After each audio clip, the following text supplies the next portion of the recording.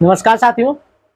कहानी हिंदुस्तान के उस बंटवारे की जिसे 14 अगस्त 1947 को अंजाम दिया गया। बंटवारा सिर्फ दो मुल्कों का ही नहीं, सिर्फ सरहद का ही नहीं, बल्कि घर परिवार, रिश्तेदार और भावनाओं का भी हुआ था। और इस बंटवारे में दोनों ओर से न केवल लाखों लोग मारे गए थे, बल्कि करोड़ों लोग विस्थापित भी हुए।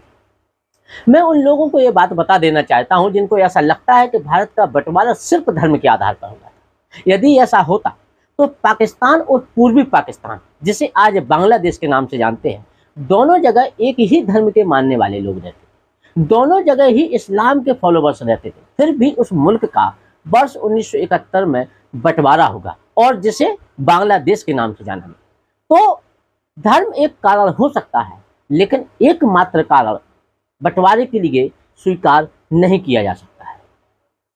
आज के इस वीडियो में हम लोग बात करेंगे कि मुस्लिम लीग कहां तक विभाजन के लिए उत्तरदायी थी। ये आज आपका लास्ट पार्ट होगा जो सीरीज हम लोग चला रहे हैं कि विभाजन के लिए कौन उत्तरदायी था। इस वीडियो में हम लोग बात करेंगे बस 1930 से 40 की उन घटनाओं की जिनकी वजह से कहा यह जाता है कि भारत का विभाजन को रोकना असंभव था। वर्ष 1928 में जब नेहरू रिपोर्ट सामने आई तो नेहरू रिपोर्ट ने सर्वप्रथम मुसलमानों की उच्च सांप्रदायिक निर्वाचन की मांग को अस्वीकार कर दिया, जिसे वर्ष 1909 के अधिनियम में अंग्रेजों ने शुरू किया था और 1916 के लखनऊ समझौते में कांग्रेस ने उस पर अपनी सहमति दी। दूसरी बात ये थी इसमें कि मुसलमान जहां अल्पसंख्यक होंगे वहां तो उनके लिए सीटें आरक्षित की जा सकती हैं, लेकिन जहां वे बहुसंख्यक होंगे वहां उनके लिए सीटें आरक्षित नहीं की जाएंगी। इसके विरोध में हम सभी जानते हैं कि मोहम्मद अली जिन्ना ने अपने 14 सूत्री मांगे प्रस्तुत। लेकिन आज हम आपको कुछ ऐसी मांगों के बारे में बताने जा रहे हैं जो शायद ही आपको इतिहास की किसी साधारण किताब में मिले। लेकिन ये मांगे डॉक्टर अंबेडकर ने अपनी पुस्तक पाकिस्तान अथवा भारत का विभाजन में पृष्ठ संख्या 263 पर दर्शाई है। ये मांगे वर्ष 1938 में जब पंडित जवाहरलाल नेहरू और मोहम्मद अली जिन्ना के बीच में पत्राचार हुआ, तब ये मांगे प्रकाश में आई थी और उन मांगों को डॉक्टर अंबेडकर ने अपनी पुस्तक में छापा है। वो मांगे कितनी खतरनाक थी, इन मांगों को देखते हुए डॉक्टर BR अम्बेडकर ने कहा कि विभाजन को रोकना शायद ही संभव हो, और इसके एवज में उन्होंने ये भी कहा था कि मोहम्मद अली जिन्ना अब हिटलरी भाषा का प्रयोग कर रहे हैं। जिनमें से कुछ मांगे मैं आपके सामने रखता हूं, बाकी की ये सूची लंबी है, आप चाहे तो उस पुस्तक में इसको देख सकते हैं। इसमें से पहली मांग ये थी कि संविधान में मुसलमानों की न केवल धर्म संस्कृति बल्कि व्यक्तिगत कानून भी संरक्षित करके रखे जाए। दूसरी मांग, मुसलमानों को पूरे देश में गौवध करने की आज़ादी होनी चाहिए। तीसरी मांग, वंदे मातरम के गीत को त्याग दिया जाना चाहिए। चौथी मांग ये थी कि तिरंगे झंडे को या तो हटा दिया जाए या उसको मुस्लिम लीग के झंडे के बराबर ही महत्व दिया जाए। अगली मांग इसमें यह थी कि उर्दू को राष्ट्रीय भाषा का दर्जा मिलना चाहिए। और एक मांग और बाद में जोड़ी गई जो ये थी कि मुसलमानों को पूरे देश में प्रत्येक जगह 50% सीटें आरक्षित की जानी चाहिए। इन्हीं सब मांगों के एवज में डॉक्टर BR अम्बेडकर ने मोहम्मद अली जिन्ना के ऊपर यह आरोप लगाया कि मोहम्मद अली जिन्ना अब हिटलरी भाषा का प्रयोग कर रहे हैं। जो 50% सीटें आरक्षित करने की मुस्लिम लीग की मांग थी, इस मांग से न केवल बहुसंख्यक हिंदुओं के हित बरकरार हो रहे थे, बल्कि उन अल्पसंख्यकों को भी उन्होंने हाशिए पर डाल दिया जो भारत में रहते थे। दूसरी मांग, जैसे मैंने कहा कि उर्दू को राष्ट्रीय भाषा बनाए जाने की दर्जे की उन्होंने मांग की। उस समय भारत की जनसंख्या लगभग कहा यह जाता है कि 40 करोड़ के आसपास थी। 40 करोड़ लोगों में से 6.5 करोड़ मुसलमान रहते थे और उन 6.5 करोड़ मुसलमानों में मात्र 2.5 करोड़ मुसलमान उर्दू जुबान बोलते थे। अगर उर्दू को राष्ट्रीय भाषा का दर्जा दिया जाता तो इसका मतलब ये था कि आप 2.5 करोड़ लोगों की भाषा को लगभग 37 करोड़ लोगों के ऊपर जबरदस्ती थोपने का प्रयास कर रहे हैं। डॉक्टर अंबेडकर इन्हीं सब मांगों, वैसे सूची लंबी है जैसे मैंने कहा, लेकिन डॉक्टर अंबेडकर इन्हीं सब मांगों के एवज में मोहम्मद अली जिन्ना पर यह आरोप लगाते हैं कि मोहम्मद अली जिन्ना अब हिटलरी भाषा का प्रयोग कर रहे हैं।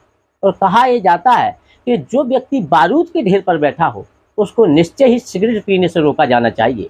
लेकिन मोहम्मद अली जिन्ना अपनी मांगों को लेकर के इतने आगे बढ़ गए जिनको रोकना असंभव था। वो उसी कहावत पे चल रहे थे कि हम तो डूबेंगे सनम, लेकिन तुमको भी ले डूबेंगे। फिलहाल वर्ष 1937 में जब भारत में चुनाव हुए, प्रांतों में चुनाव हुए, तो मुस्लिम लीग को भारी असफलता हाथ लगी। इससे आक्रोशित होकर के मुस्लिम लीग ने भारत में इस्लाम खतरे में है का नारा लगा करके मुसलमानों की लामबंदी शुरू कर दी। कहा यह जाता है कि जो काम मुस्लिम लीग पिछले 20 साल में नहीं कर पाई, वो काम उसने यहां मात्र 2 से 3 साल में कर दिखाया। वर्ष 1940 में जब लाहौर प्रस्ताव हुआ, तो लाहौर प्रस्ताव में मोहम्मद अली जिन्ना ने स्पष्ट रूप से अलग पाकिस्तान की मांग रख दी।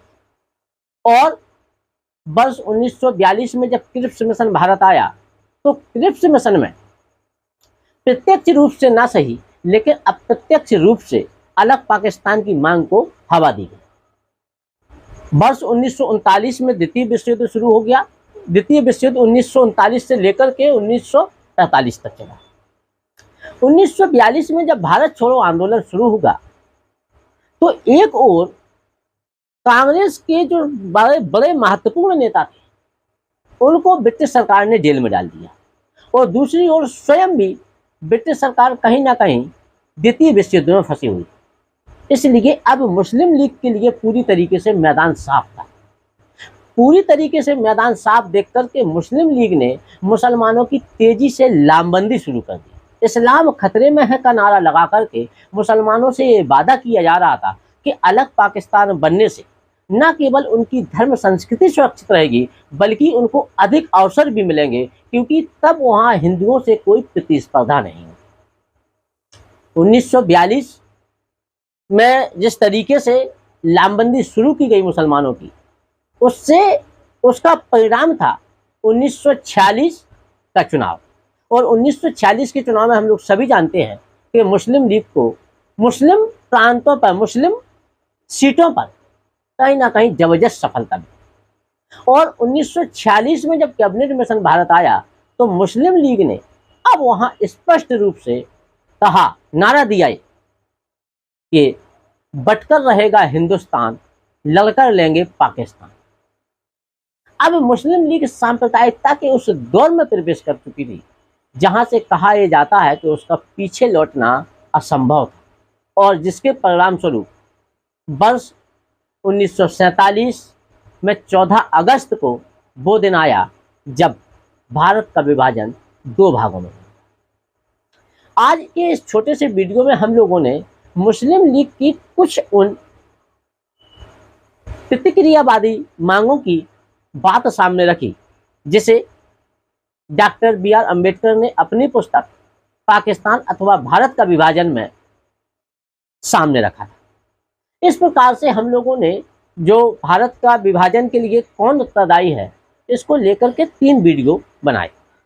पहले वीडियो में हम लोगों ने अंग्रेजों के बारे में चर्चा की थी, दूसरे वीडियो में कांग्रेस, और आज के इस अंतिम वीडियो में हम लोगों ने मुस्लिम लीग की कुछ बातों की चर्चा की।